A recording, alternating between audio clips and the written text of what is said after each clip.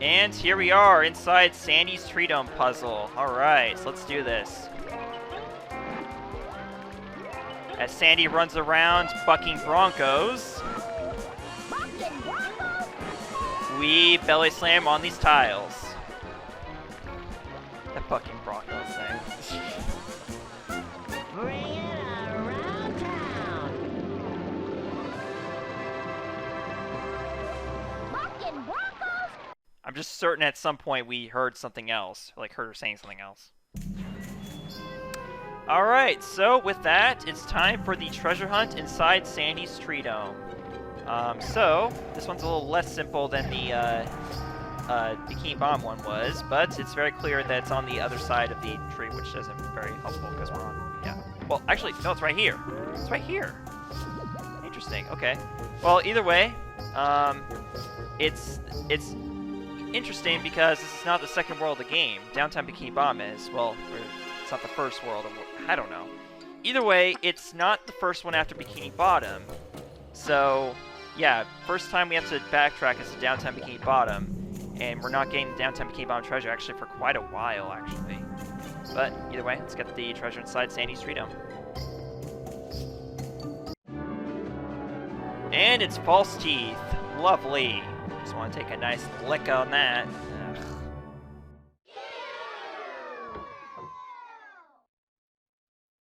I have to agree with the children there. Ew. Should probably exercise some dental hygiene there, Mr. Dutchman. Then again, those false teeth are pretty old, so... Who knows how long they've been around, he has been wearing them. I've been looking for you. Sorry, but my yard sale is over. You should have shown up on time if you wanted to buy something. I never buy what I want. I just take it. And you're what I'm here for. Another member for my ghostly crew. But according to my book on evil spirits, the Flying Dutchman is only supposed to take the ones who disturb his rest. But that little snail feller is working out so well, and my old crew is so lazy. Can't we overlook that rule just this once? Just think how nice it will be when you're a member of the Dutchman's crew.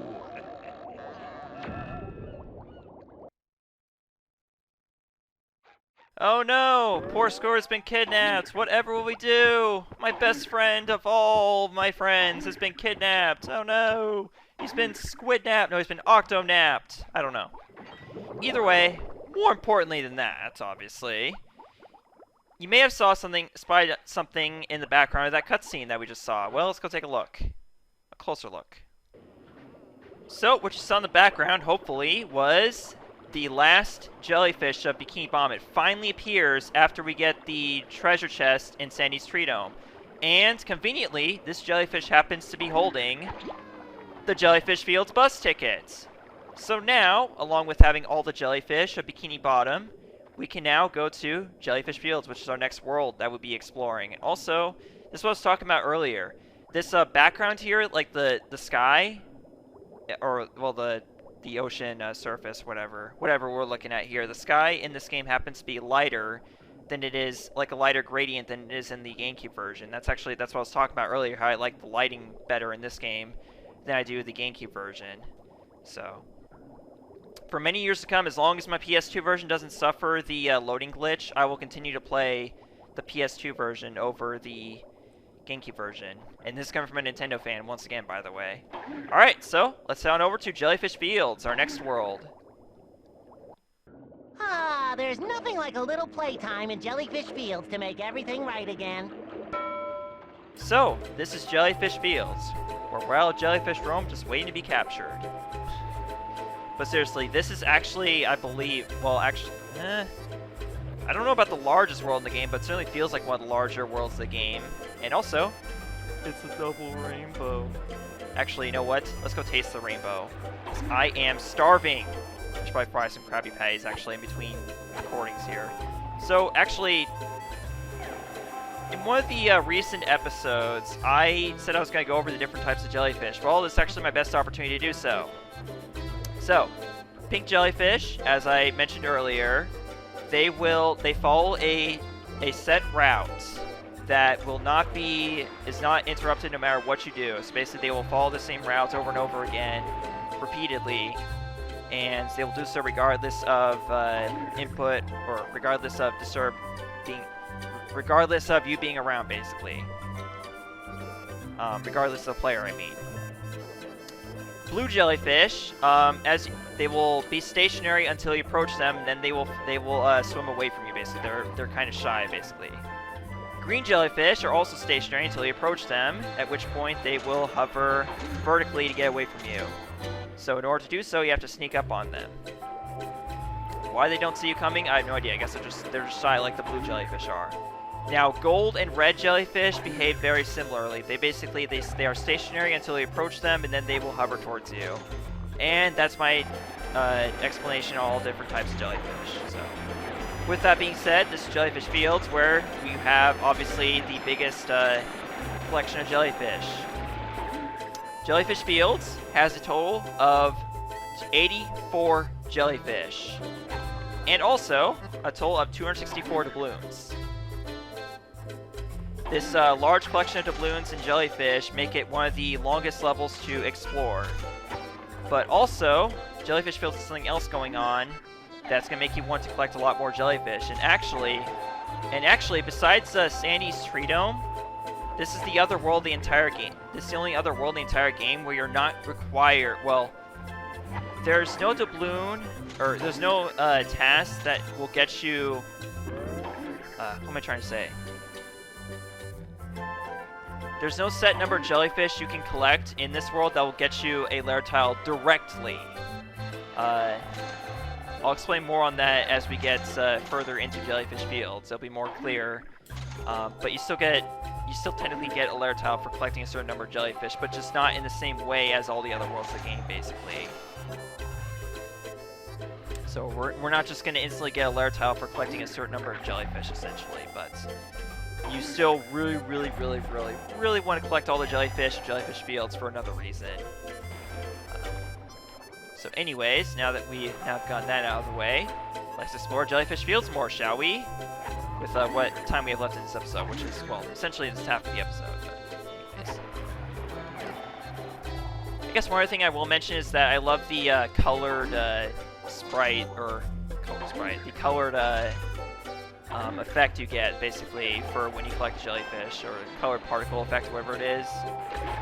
And this is one of the few examples of how there are more fish inhabitants of Jellyfish Fields, than there are of Bikini Bottom. Literally, you're going to see more fish here than in Bikini Bottom and Downtown Bikini Bottom combined. That's because there are no fish inhabitants. There's only thugs. There was that one thug in Downtown Bikini Bottom, inside the Krusty Krab and Jellyfish in regular Bikini Bottom. But there's also there's several thugs in Downtown Bikini Bottom, but there's no regular fish inhabitants. So yeah, Jellyfish Fields is the first place to see actual fish inhabitants that aren't thugs, which is very weird, very weird, and kind of creepy too at the same time if you think about it. I guess kind of. I don't know. We have these sea anemone type or actually they're not anemones, actually. They're just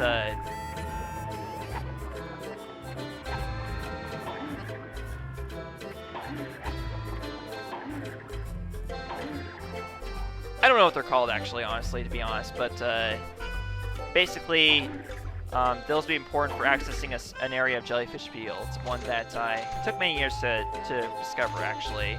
And what do we have here? A bait shop and a bunch of jellyfish or snails with numbers on them? What's this? Hey there, young fella. You here for the jellyfishing competition? Jellyfishing competition? That sounds like fun. Tell me more, old-timer. My name is Rusty Scupper, and the competition is sponsored by my bait shop. It's been going on for days. The first contestant to gather 100 jellyfish and bring them back here is the winner. Does the winner get a prize? Of course! I keep the prizes in my corral. The winner can choose whichever one he wants. That is, except for the racing snails. Those old boys aren't fit to race anymore. Now get out there and start catching some jellyfish. But there's only one thing in your corral besides the snails, so what's the deal, Rusty? A reef blower 2500. I've always wanted one of these. Alright, well, we happen to know, if you've been looking at the changing tent costume list, we happen to know that the reef blower is the 4th costume in the game. So, yes, needless to say, we'll be getting the reef blower for doing this jellyfishing contest. So, the objective is win the jellyfishing competition. What it doesn't tell you, well, it does tell you actually in a short tip, actually, one of those tutorial tips. To win the jellyfishing competition, you have to bring 100 jellyfish game total to Rusty Scupper. So, the distinction between game total and the area total is as follows. The game totals are displayed on the pause menu. When you bring up your stats on screen in gameplay, this will bring up your area-specific totals. Except for the sand dollars, those actually carry on to different worlds, or lands, or whatever you call them. So it's going to display your game total of sand dollars regardless of what menu you're looking at them. But yeah, so basically there's 84 jellyfish in Jellyfish Fields total. But the amount of, but you only need 100 jellyfish game total in order to win the jellyfishing competition. So right now we have a total of 65 jellyfish, so we only need 35 more to win the jellyfishing competition. But yeah, 100 jellyfish, that's almost half of the jellyfish in the entire game, by the way. So you really, really need to collect as many jellyfish as you possibly can, thus wearing the fishing net costume for the vast majority of time in order to win this competition. So yeah, good stuff, fun stuff. But we'll already be doing that anyways to win the, get 100% in this game anyway, so there you have it. Now, for the most part, we've already explored the main area of Jellyfish Fields, so at this point we're going to start getting to the other areas of Jellyfish Fields, and one of them happens to be through there. That's one of the loading screens to the second area of Jellyfish Fields, so we're going to go there next. But first of all, you can actually get yourself a pair of underpants over there, or not underpants, but just pants if you happen to be low on health, by making your way up to these higher ledges here, which you need the super jump in order to do so. Then you can hover all the way over here to get a pair of pants. Kind of pointless, but whatever. It's there if you need it. Then we can make our way across these other cliffs here, and that'll gain us access to the next area of Jellyfish Fields. And also, over here, you might barely be able to see him, is Plankton. I want to see Chum World for myself, Plankton. How do I get in? You would take the bus in Bikini Bottom, but you need a special bus ticket that also works for the ferry. And I don't think an employee of Mr. Krabs is gonna get one of those from me. Even if I want to spend all my sand dollars at Chum World and make you rich? Nice try, but all those holes in your head must have dried out your brain. I gave special instructions to all my Chum World clowns not to give you a bus ticket. Oh, and if you see one of my clowns here in Jellyfish Fields, tell him to stop fooling around and get back to work! Oh, this sounds serious. He's giving orders to his clowns not to give us a bus ticket to Chum World. Also, second pair of pants over here. That's a little tough to get to. They don't have like any special rewards like for exploring out of the way areas in this game, so they just give you pants basically, which is kind of weird, but whatever. At any rate, we've collected everything in the main area of Jellyfish Fields. Did you find my clown in Jellyfish Fields? If you see him, tell him he's fired. Oh my. So yeah, you only hear that piece of dialogue if you talk to him twice. So if I'm not mistaken, this area of Jellyfish Fields is called Jellyfish Cliffs. So there's going to be a lot of cliff jumping. Well, sort of, not really. There's not a lot of it in this world. It's just the fact that there's this upper area here and the lower area where there's a lot more jellyfish. Now over here we have a green jellyfish. Let's go ahead and catch him real quick. Him or her. Could be either or. Or any other gender. And we also have a campfire right here. Very nice view. Well, very nice to stand by, I suppose.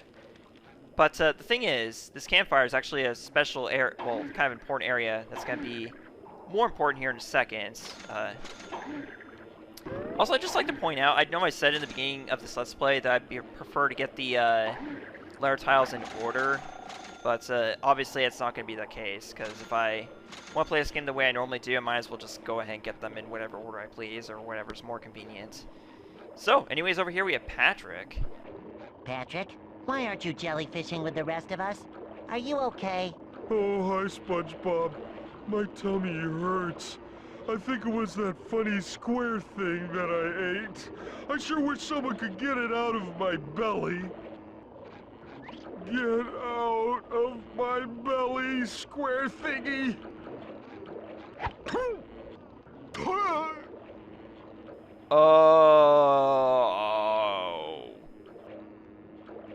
Oh, I feel a lot better. Thanks. Hey, look, there's another one of those tasty square thingies. And it's all mine. Oh, interesting. He wants to eat the square thingy, huh? Alright then, let's go and let him. You know, if Patrick wants to eat something, give himself a bellyache, we'll just let him do it. How about that? Go, Patrick! Yummy! I just want to show the animation of Patrick eating the lair tile. And then he'll slowly walk all the way back to here, and then you'll basically just have to, you know, kick out him again. So let's go ahead and just wait for him to come back here. Don't worry, I won't make you wait. We'll just cut.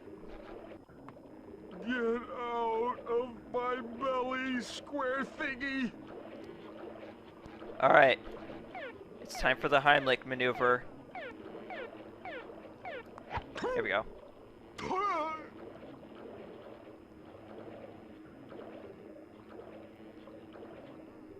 Oh, I feel a lot better. Thanks. Hey, look, there's another one of those tasty square thingies. And it's all mine. Oh, Patrick, you'll never learn. Alright, time to get that lair tile for real this time. And we're gonna cheat a little bit. Haha.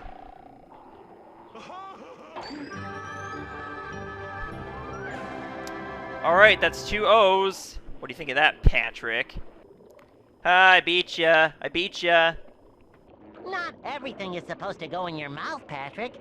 You're just jealous that some of us find better snacks than you. Patrick, were you mimicking me? Just like in the beginning of Porous Pockets. I hate it when he does that.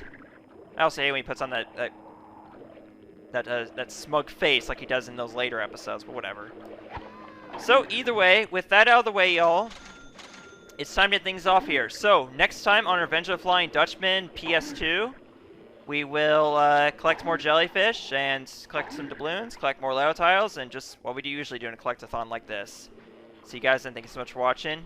Goodbye. Hey guys, thanks for watching this episode of Revenge of the Flying Dutchman. I'd like to give a special shout out to currently my only patron, JC the Texas Scratcher. If you like what you see, consider supporting me on Patreon and subscribing and clicking the like button for notifications. See you guys in the next video tomorrow. Bye.